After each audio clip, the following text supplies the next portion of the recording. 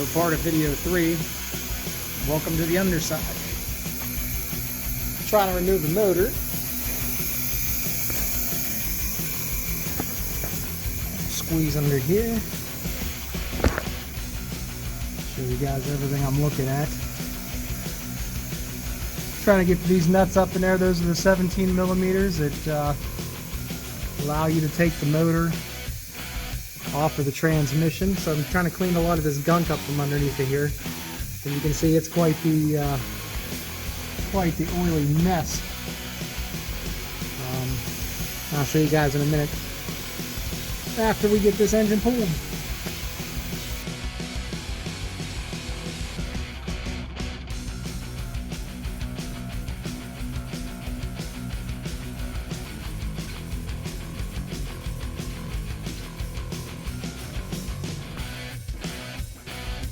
Well, good evening and welcome back to the channel. It's been a few days since I told you you were going to see the motor come out. Merry Christmas. It's a couple days after Christmas, day after Christmas. Had a little setback on some things. Lady and I both came down with flu. I'm still fighting a little bit of it. She's still fighting a little bit of it. So we've been a little slow on getting some of the bug project going together, especially since I go back to work in a couple of days, and I probably won't be working on it as much as I should be while I'm off. But you know, spending time with the kids. Kids had a great Christmas, and ultimately everybody knows family comes first. So we enjoyed that, but now we're back on the bug project. So I'll flip this around here so you can see what I'm looking at. There she is, heart and soul. I did get the floor pans out. I cut them out with a plasma cutter. I'm lucky enough to have one of them, thank goodness. And then went back with the cutter, smoothed everything out, took off the metal trim that I didn't cut with the plasma cutter, and got most of the rear end taken out. The transmission's now loose. It's going to be ready to come out. You can see here's our brake system. Of course, the rear brakes weren't working very well. They're in pretty poor shape. Transmission, tried to take the clutch cable off. It actually snapped. It's pretty well messed up. As far as the brake lines go, I just went ahead and cut those, drained it. We're going to be replacing all the brake lines, of course, all the rubber hoses, the wheel cylinders, all the components of this vehicle to make sure it's safe when it goes back together. So I wasn't really too concerned about that. We're just going to take them apart, but I wanted to get the transmission out, the axles out, so we can work on cleaning this section of the frame up, and then start working on getting new pans. Let me take you over and tell you what I took out of the car. Like I said before, they were a mess. This will just kind of give you a better idea of what it actually looks like. That's the passenger side floor pan there. As you can see, all the rot, the tin that was placed in there beforehand. It was a mess. And then we took, like, the shocks are already off it there, a couple other pieces, the clutch assembly. Took the tie rods off.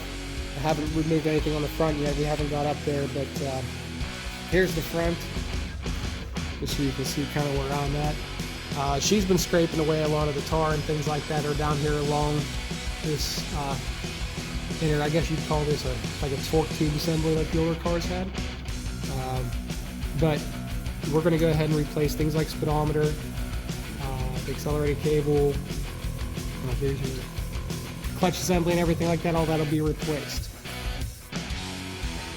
Excuse me, I had to cough. I didn't want you guys to hear me coughing. Back here, you can see I wasn't looking to replace these sections here when I put the new floor pans on. I thought maybe I could save them, but here out to the end, they're pretty rotted. It looks bad enough that it warrants me to go ahead and cut these off. These do come with the new floor pans, but I'm not going to take them off that just because I have measurements written on the inside here.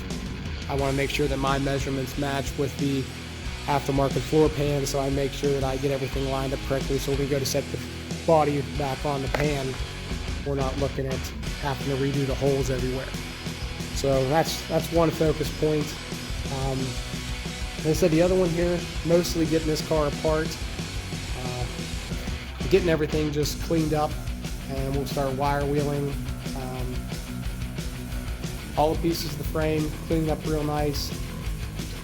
Then we'll paint everything, and then I have a small list of things I'll start ordering to get the front end back together.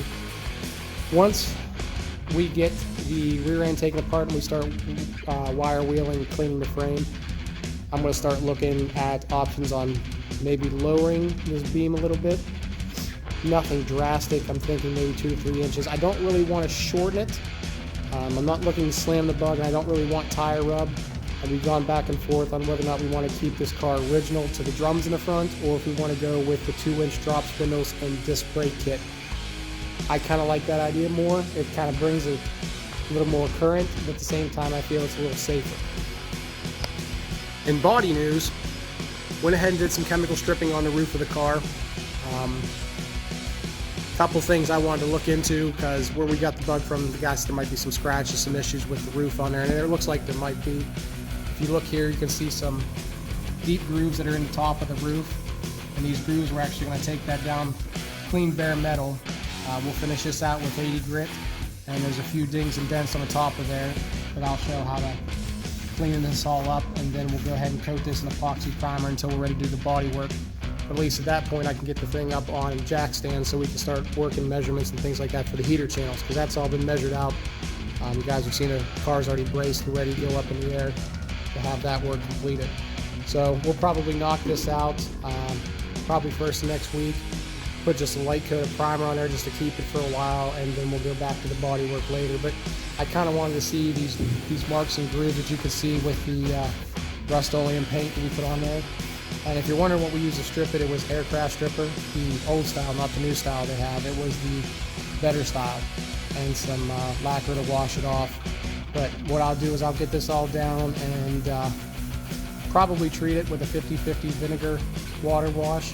That'll let that'll get all the chemicals and stuff off of here, clean it up, and then get down into the porous part of some of the places where we have some rust in there, kind of like this section right here. You can see it's kind of bubbled into it. It's not really smooth, but that'll kill all that rust in there for us. And once we put the epoxy primer over there, it won't have any more damage to do. But that'll allow me to get the areas on the front and the rear with the water set in the window seals, and then we can replace that metal. So that's it for the update for now. Like I said, as we go, I'll go ahead and send up some pictures there so you guys can see what else we're going into doing. But that'll be episode 3. Stay tuned for episode 4.